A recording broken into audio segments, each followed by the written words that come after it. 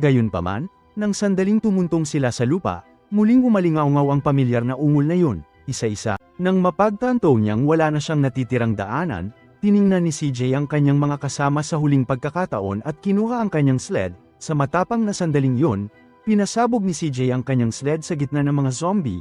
Isinakripisyo ang kanyang sarili upang pasabugin sila. Isinakripisyo ni CJ ang kanyang buhay upang bigyan ng pagkakataon ang kanyang mga kasama na mabuhay.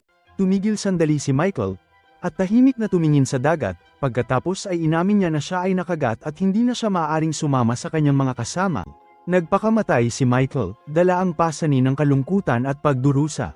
Sa maliit na bangka, tanging sina Anna, Kenneth, Nicole, Terry, at ang aso na lamang ang natitira. Nagpaanod sila patawid sa Dimyuhara.